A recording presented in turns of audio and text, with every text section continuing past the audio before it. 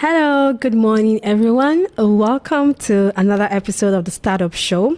The StartUP Show is a part of a targeted series of the Impact Venture program, which aims at creating a movement to enable the youth ecosystem to build responsible entrepreneurship. And the Impact Venture series is a collaborative effort between the Brief Academy, Co-Development Hub with sponsorship from Leap Africa and the Nigerian Youth Future Fund. And today on this episode, we have with me Tolu Michaels. Welcome. Hi. Thank you for having me. You're welcome. So I'm going to do a brief introduction of Tolu Michaels. She is a communicator, a program architect, an author with a track record of equipping creators, communities, and companies to thrive in the digital age. She has worked with notable organizations like Junior Achievement Africa, Leap Africa, which is a part of the NYFF, yeah, and Women in Management, Business, and Public Services. Tolu also holds a disruptive strategist certificate from the prestigious Harvard Business School. I think you're a great person for the topic, people development as a catalyst for social change, and I'm so grateful to have you here. Thank you so much for having me. It's an absolute pleasure to be here. You are welcome. Oh, I didn't introduce myself. I'm Tina, but I'm sure you already knew that. But anyways, so welcome back once again. And today we'll be talking about people development as a catalyst for social change. And I think this is a topic that I hold very dearly because I strongly very much believe in people development because you can have an idea, you can have a change you want to execute. And if the people you put together are not well catered for or centered to execute them, I don't think a change can be sustainable at that point. So I'll just drive to the first question. What do you define as people development? Well, thank you. I'm also excited about the topic, of people development because it's what I do, what I love to do, and thankfully what I get to do as well. People development is equipping individuals, people, to be their best, to reach their highest potential, to thrive in their personal lives and in their professional lives. Yeah. And it usually involves, nurturing talent, fostering self-awareness, helping people to discover what's unique about them, what they have to offer to the world, and working with them to hone that. So it can be in the form of knowledge, tools, skills training, but really everything you're doing, the intentional act of getting people from where they are now to their highest potential is people development. Yeah, I totally agree. And that's why I think that investing in individual is very key. I think I mentioned that so for me, I believe that when I look at it, I remember this just came to me. I was preparing an essay and I was asked a question on my first experience with social impact ventures. And I said, I remember vividly because back then, 2015, 16, people weren't really trusting as much, right? When you hear things like that, you're not sure. No, why would you want to give me something for free? Just like that. And one of the reasons why I did not go ahead with that particular program was because of the people that were executing it. So in my head, I'm like, you cannot be enabling me when I feel like you need to be enabled. And so that's why I really believe that it doesn't make any sense if we say we want to drive social change and the people we are putting together to do the driving are not well equipped to do that. And so I'll ask the next question. What do you think is the ripple effect on investing in one person? So does he create a ripple effect of empowerment for families, for community? Absolutely, because you see, people are the foundational unit of any society. And so what we do with the people eventually is what becomes of the society. So when you empower one person, you're not just helping that one person. You're equipping them to become agents for social change. You're equipping them to become agents of transformation. So there is a ripple effect in the sense that as you equip someone, they're not just only changing their own lives. They're not just learning how to show up for themselves and how to, transform their lives, but they are also becoming a picture of what's possible for others. They're also giving other people permission to change their own lives. So it's a cycle that just continues to grow, and the circle of transformation gets wider. Education reduces inequality because, that popular quote that talent is distributed, but opportunity is not. Education is one of the ways that you raise talent to the place where they can take advantage of opportunity. Exactly. So it reduces that inequality. Also, when people are educated, and I'm using the word education interchangeably with personal development just because of how I've defined it earlier. When people are equipped and educated, they themselves can become advocates for equity, for inclusion. And so it goes round and round like that. They are in a position to innovate. They are in a position to become productive. And so they're in a position to even get themselves involved with civic engagement. So people development is really the foundation of everything that we have come to call social impact. I agree.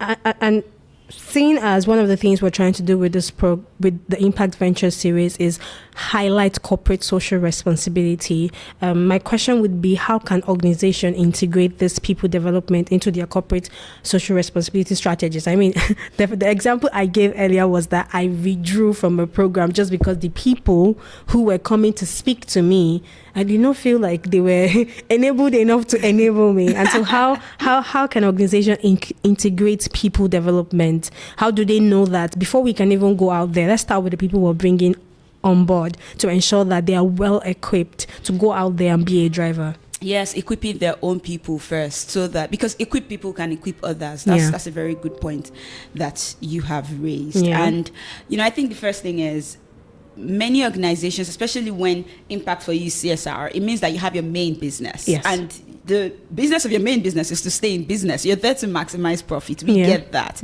And there is a way that you can align your social impact objectives with your business goals. And that's what you must do, so that it doesn't begin to sound like a distraction. Because once you feel that it's a distraction or it's steering you away from the main business, you won't be able to give your all into it. That's just something we have to consider first. So if you want to equip your people, align the vision of the organization as a whole with your social impact objectives, so that the people who are working on your CSR projects are able to wear the vision, so to say. In acting and in film, they call it getting into character. So you're able to wear the vision and get into character and understand that this is not just valuable to those people, but it's also valuable to us as an organization. So we get to make a living where we make a difference. That's what I always say, that I'm making a living where I'm making a difference. That's very good. So if you want to equip your people to do that, it's just that first step of alignment, helping them see where they fit in the overall vision of the organization, and how the social impact projects, can align with that. The second thing is education. And by education, I don't mean that just printing pamphlets and giving it to them to read. I mean, sitting with them to let them know, because what's education really? It's taking you from not knowing to now knowing. So sitting with them to say, I mean, if you have a department in your organization that's focused on CSR, do they even know what social entrepreneurship means? Can they define it? Do they know, apart from being able to spell out the acronym CSR, can they define it in action? Because how do we know that we are doing the right thing if we don't even know some basic definitions and terms and understanding of the goal of this? So educate them on these initiatives, how it will change their lives, how it will change the beneficiaries, and how it will change the world, and then train for it. Train people for it. There are courses now. Thankfully, organizations have developed curriculum to support people who are working in the third sector, to support people who are focused on social impact, both NGOs, CSR actors, advocates and public servants. So you have to be willing to pay, you have to be willing to pay for some of this training, mentorship and career guidance. Because again, if your staff or your employees feel that the CSR projects are distracting them from their career, or maybe they feel that you don't think they're technically sound, that's why you sent them to the CSR department, they're going to be looking for another job. And but if there's mentorship, if there's career guidance, if they can see that this is a path leading somewhere, there's actually a career in sustainability, there's a career in social impact. If people can see that, then they can become more invested, because they realize that I'm not only supporting my company, I'm not only creating social impact, I'm also building my own portfolio. Exactly. And then the third thing I would say is plug them onto lifelong learning platforms, so that they can continue to get equipped, continue to develop themselves, because there is a a development of the body of work when it comes to how we do impact work, when it comes to monitoring and evaluation, when it comes to how we measure social impact. So get them plugged into those lifelong learning platforms, those communities where they can continue to learn and continue to practice what they learn. I love it. I love it so much because that's so true. I remember before I got into this space, that was something again that people didn't exactly realize. So when you get into the space, when you get into the social impact space, somebody said you people are just here to spend money.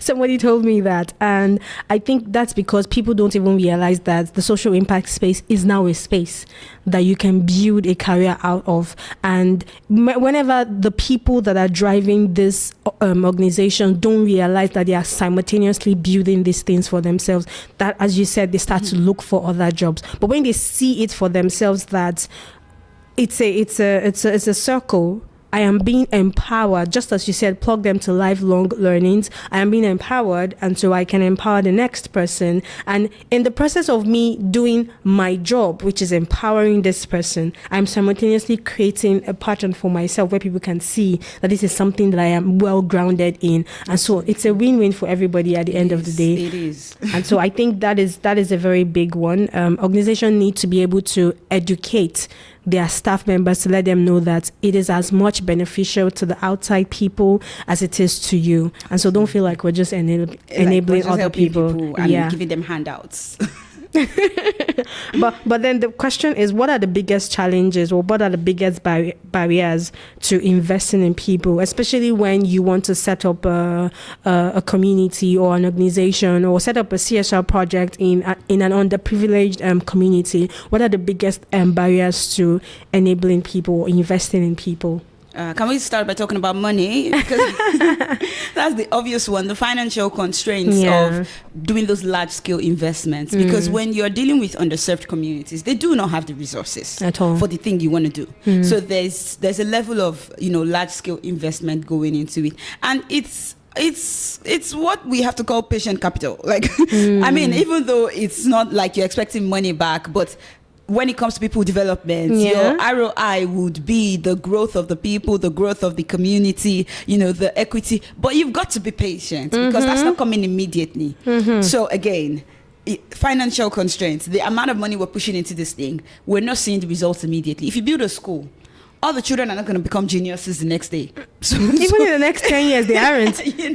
So it is patient investment. So there's that, funding for those kind of resources that it would take to equip them, to mentor them, to train and to educate. So and it's large scale. Yeah. Because you can't have that ripple effect by just going into an underserved community and helping one person. Yeah. So there's that. There's also infrastructure. It's close to finance, but it's sometimes more even geographical than financial. Yeah. There are just some places where it's harder to do the work because of infrastructure constraints, geographic isolation, places that are not close to the developed cities, for example, places where their transportation infrastructure is not solid. Then you're finding that you don't even have people to send there. Exactly.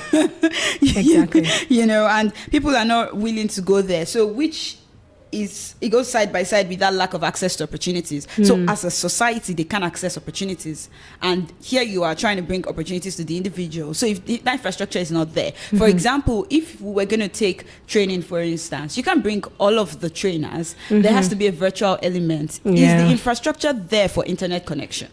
Exactly. Because even if you gave them iPads, how do they connect it?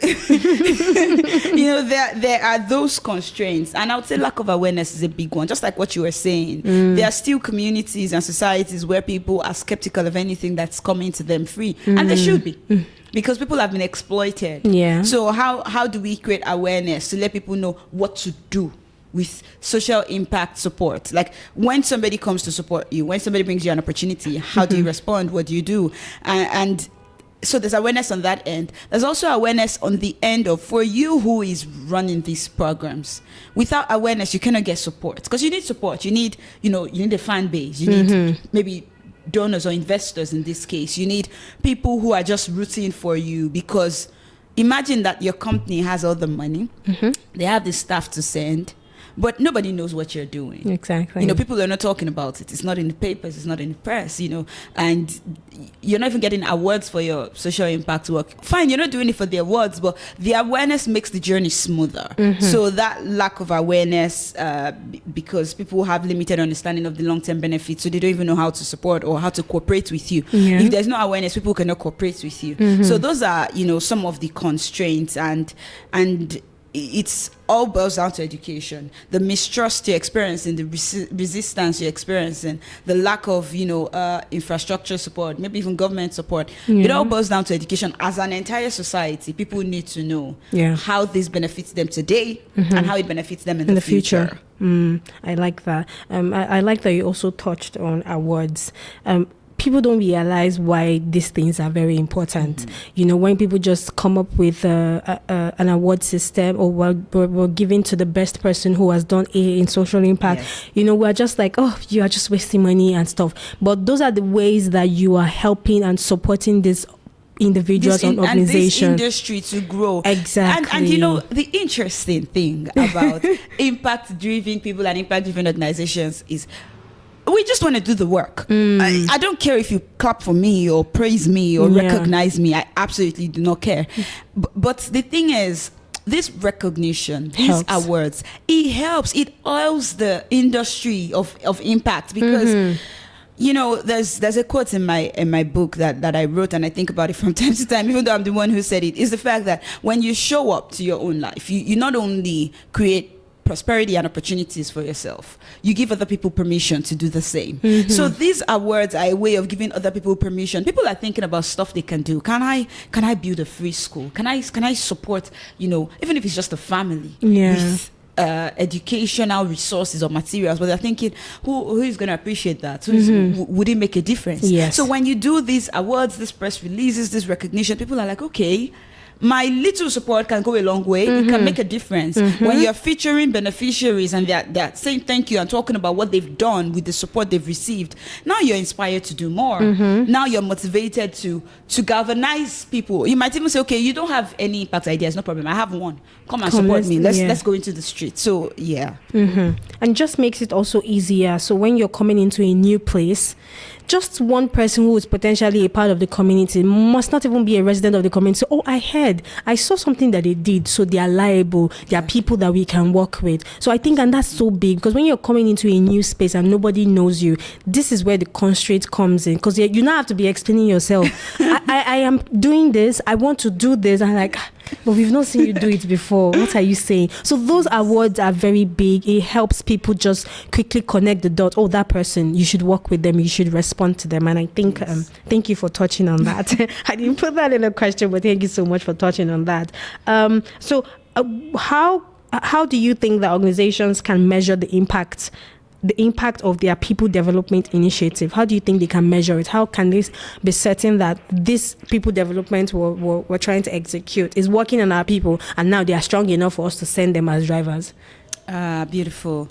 And there are people who specialize in this. So, I'm not a measurement expert or M&E expert, but I would say that it starts with the goals. You have to define what are the goals, like what are we trying to do. Now we're focused on people development now, not even the CSR initiatives. Exactly. So before you start to invest in developing your people, before you call in an expert to develop your people, you must have some goals. So for example, when I'm invited to train with organizations or to train people's staff, my first question is, what are the outcomes you want to see? Because sometimes when you say goals, it's such a big word. It's a buzzword, but at the same time, we don't always even know how to respond to that. But I'm like, what are the outcomes you want to see? What are the changes you want to see in your employee? How would you know that this was successful? Yes, so we actually start there, and then you begin to monitor that, because what you don't monitor, you can't measure. And they're not going to change overnight. So you have to have the pre-program surveys, the post-program surveys, where you're asking them questions, and based on their responses, you can see the progress that you're making. There's also metrics that you must have set. Career progression metrics. So what are the metrics? How do we tell that our people are growing? What are they growing in? Are they growing in a particular competency, or are they growing in how to use a particular tool? And then of course there's the impact. when we get better, we do better work. That's true. So if I did it last year and it created so and so impact, by the time I'm doing it this year, the impact should be bigger. So you can't tell that there is growth there. And I think something we underestimate is simple feedback. Somebody goes out to do a job on your behalf and you ask, how did they do? How did he go? Ask how did they go? Ask the beneficiaries, because what we tend to do is we ask our people, the same people you sent. How about you ask the beneficiaries? Just find a way to communicate with them. Can you give us some feedback? How did this go? What did you like? What did you not like? Don't just say on a scale of 1 to 5. Also give them room to express, like free hand to speak. What did you like? What did you not like? Is there something you would like to tell us about how this program was executed? And of course there are social indicators. You can tell if your people are getting more emotionally aware. You can tell if your people are becoming more socially literate, more culturally competent. Are they even reaching for higher roles in the company? You can tell that someone is growing if you know that you can promote them to a higher role. So those are some of the I like that. Measure. When you were speaking, I also realized that sometimes even when we say impact, and even when we try to, so because we like to deal with numbers a lot, and so if we were able to cater to 5 persons, good. By next time you're supposed to cater to 10 persons. And I think that's a misconception, because growth is never, or impact is never in that kind of numbers. So it could mean that in this moment, when we came out, we were able to only help 5 people. However, we noticed that we weren't able to communicate better, do this and do that. And so the next time you might still only be able to impact 5 persons, but you were able to communicate better, do this and do that. And so the impact is still there, even though the numbers are not what you're looking for. Yes, more on the quality than the quantity. Thank you. Yes, we always shift from that and just always look at numbers. 5. Why are you now doing only 5 again? And I'm expecting to see 10. This is where social impact work differs slightly from just normal sales and marketing, where it's like, how much did you bring in? That's all. The numbers that tell me what I need to know. But with social impact, there are nuances to it. Especially, for example, if you're focused on developing leaders. You're not going to say, it's worked with 20 people last month, now we're working with 40 people. No, do you have more leaders? Out of those people, what percentage of them are ready to take on leadership roles? How many people did you even bring back into the program to become leaders? How many people came back to now become, who were students, who are now facilitators? Exactly. Those are some better metrics. Love that. Love that so much. So I think my next question would be, are there any emerging trends in people development, any new things in people development that CSR can address? Are there any such? Well, yes. So I want to say something about that, because you see this question on emerging trends, it comes up a lot, but that's a framework for thinking about it is always refer to the shift in culture. How is culture changing? How are people, culture is how we talk, act and live. How are people acting, living, talking, buying, behaving now? You cannot deceive yourself that we're living the same way we used to live in the 1980s. That's not true. So look to the shift in culture. Look to the speed of technological change. Technology continues to grow so fast. Today everyone is talking about AI. Not because AI is new, but it's the speed of change. There's now such a mass effect where AI is in everything and you cannot ignore it, right? So you want to look at that. And then the third thing is always the sophistication of the people. As a people together, we are generally more sophisticated, and that's because of the shifting culture and the speed of technological change. So just as a baseline for thinking about emerging trends. So now back to the question, right? What are some things to look out for? Just based on the framework I've given, something that jumps out is the digital and technical literacy. Okay. So a lot of trainings that you had to go do physically, now they're online. Now they're virtual schools. Now there are LMS platforms where we develop training. And people think that this is just about moving shop from a physical space to an online space. No, it requires a different set of skills. It does. Because some people are engaging teachers in a classroom, but put them online and they're boring. So it's a different set of skills, a different kind of emotional awareness and leadership quotient is required to operate at that level. So it's something to look out for, that there would be a gap now where we're now looking for people who not only know how to use a computer, but know how to communicate virtually and remotely. That's a trend to look out for, both for the organizations and for the individuals. If you're looking to develop yourself, that's something to think about, because now we're no more talking about lesson notes. We're now talking about instructional design. Yeah. That's a difference. you know, true. So that's one. And then the other thing is, of course, the inherent focus on soft skills, because we're now more online than offline, or now working more digitally than ever before. Soft skills have become important, because I get to deal with you without even meeting you one-on-one. So those soft skills, they jump at me like from the first 10 moments. That's all I've got. I don't have a physical way to touch you, to hug you, to scan you. So I'm looking at you and quickly judging, do I like this person? And it's all soft skills. It's all soft skills. And one other trend that we can see, I don't know if it's emerging, but it's here to stay. It's been around for a bit. It's DEI, you know, diversity, equity, and inclusion. You cannot overlook that if you're working in the social impact space now. So it's something to keep thinking about. Those are great answers. Thank you so much. And I feel like half the time when I ask these questions, you find a way to like answer most of the questions I would potentially ask, which is something that I really appreciate. And so you really touched on a lot of things. We don't realize that even with the virtual space, there are a lot of things to take into considerations when you think about them. We just feel like, okay, we don't want to do literally even in the impact space, you hear, oh, physical programs are expensive, let's do a virtual program. I'm like, that's not still expensive too. That's not the reason. That's not the reason to move online. The reason to move online is maybe for more accessibility, but it's still going to cost you something.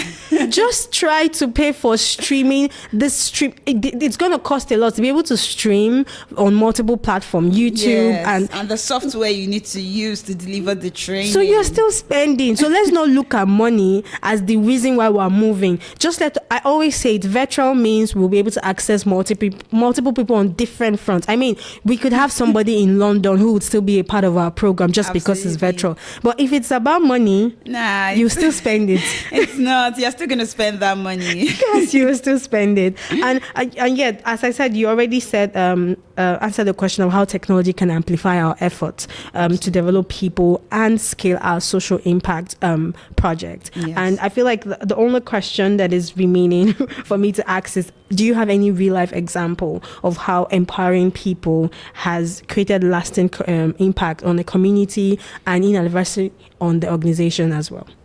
Absolutely. So there are several examples, but I think at the risk of, should I say, advertising now a specific brand or a specific industry, something I want to say is that there is no way you equip individuals in a community and not change that community. So, for example, in the work with DEI, one of the reasons why we're talking about DEI a lot is that the marginalization has a way of spreading. So when you have underrepresented or underserved people in a particular place, they're going to have children, and then their friends are going to migrate to come and live with them. And then before you know it, an entire community is marginalized. So that's something to think about. And so several examples come to mind as to how people are now doing community-based work rather than just even saying, oh, it's open for everybody in the world. They might even tell you, oh, you have to be from so-and-so place, or people who are first generation, this, just a way of thinking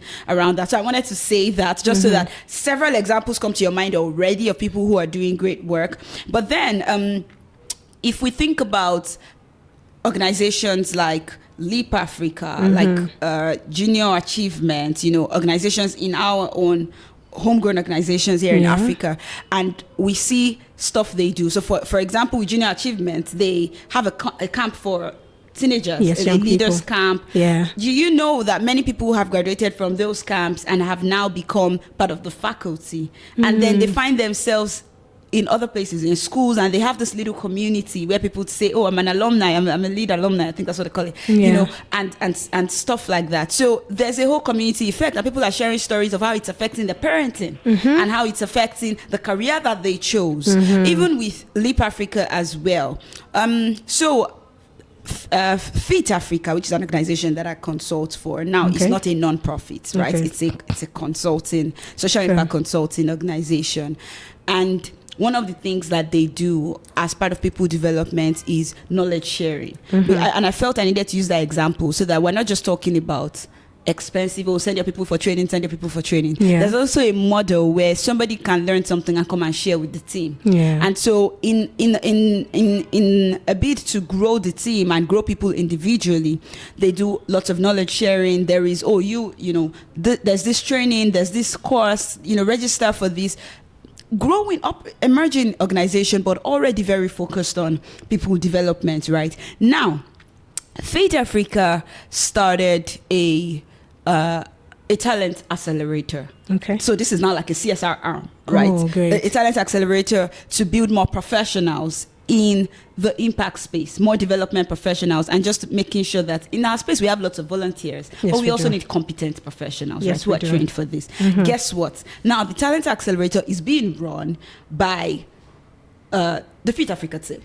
So some of the staff and the employees who have gotten trained in different things, in program development, have become the drivers. M&E, they're now the ones leading this community. Yes, we have, faculty coming in, of which I'm even one of them as well. But I'm speaking to the fact that it's such a simple example of how developing your people can grow your own community before we even talk about going outside. Now, this organization wants to do CSR stuff, and the people are equipped to execute it. And guess what's going to happen? By the time this cohort is graduating, some of those students are going to come on board again to help to run the next cohort, and the community continues to grow. Before you know it, we're developing a community of competent professionals, and I'm saying we just because I'm also a part of them. Yes.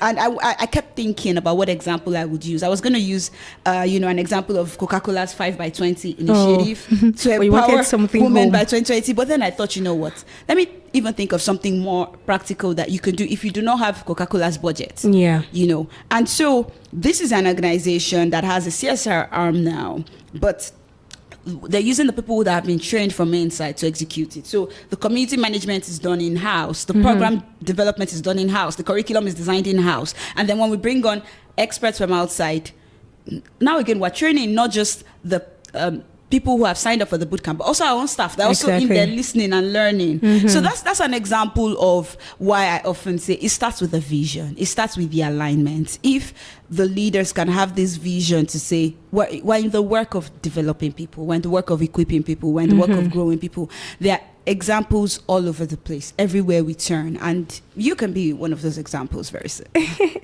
You're going to have to remind me the quote you said is a favorite one of yours, leaving a difference. And oh yes, I'm making a living where I'm making a difference. So I'm making a difference where I'm making a living. I love it so much. I feel like that was the summary of everything that you said. I think is really key. I made a short note to summarize everything that she had said, and she said one of the important things that organizations can do is plug their staffs or their people to lifelong learning, because it is very important to help them become drivers of social change. And she also mentioned patience capital. I've never heard that one.